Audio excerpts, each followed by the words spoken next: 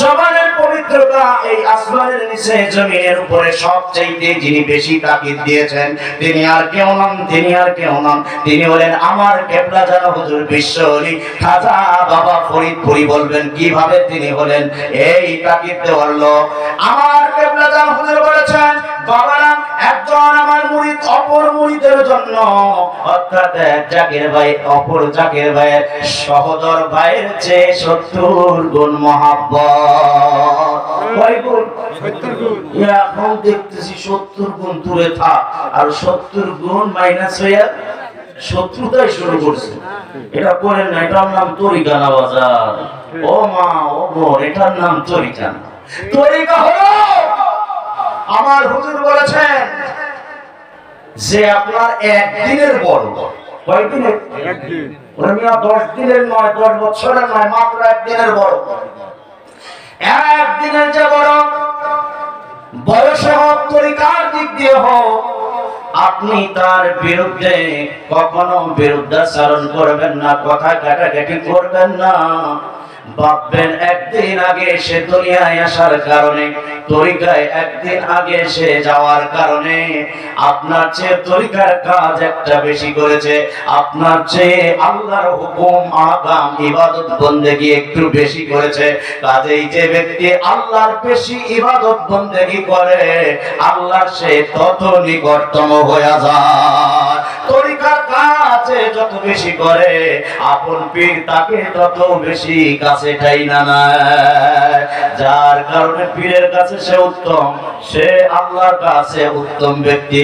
আল্লাহর কাছে উত্তম ব্যক্তির সঙ্গে পীরের কাছে উত্তম ব্যক্তির সঙ্গে যদি আপনি কথা কাটাকাটি করেন, এটা কোনোভাবেই আপনার তরফ থেকে আদব হবে না, এইটা বিয়াদবি হয়ে যাবে।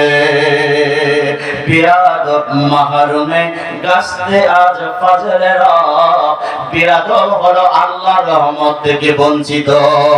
আর আমার নবী বলেন, লা ইয়াদখুলুল জান্নাতা আহাদুকুম বিআমালিহি ওয়া লা ইয়ারহামুল্লাহ। কোন ব্যক্তি আমল দিয়া জান্নাতে যাবে না আল্লাহ তাআলার রহমত ছাড়া। বিয়াদবি কইরা যদি আল্লাহর রহমত থেকে বঞ্চিত হইয়া যায়, আমরা জান্নাতে ইবাদত কইরা কেমনে যাব? জোরে কোন ঠিক কিনা? তো কাজেই আমাদের কি থাকতে হবে? আদব থাকতে হবে আল্লাহর রহমত পাওয়ার জন্য। তো বড়কে আপনি মনে করবেন সে আপনার চেয়ে একটু হলে ইবাদত বেশি করেছে একদিন আগে আসার কারণে, কাজেই তার সাথে আপনি ঝগড়া বিবাদে লিপ্ত হবেন না। যে আপনার একদিনের ছোট, বড়রা মনে করতেছে খাইছে রে আল্লাহ, আমাগো থাল গাছ উঠে এলাইছে। ভাই সিটো আলাই বুঝে এক ভাই পাশে থাকা তরিকার কথা, তরিকা যে আগে নিছে, তরিকা যারা আগে নিছে তারা মনে করতেছে আমরা তো চৌথা আসমানে চলে গেছি। ঈসা আলাইহিস সালাম যেখানে অপেক্ষা করতেছে আমরা তার সাথে আবার নামবো পৃথিবীতে। না রে ভাই না। আমার হুজুর বলেন, বড়র উপরে ছোটর, ছোটর উপরে বড়র দায়িত্ব কেমন?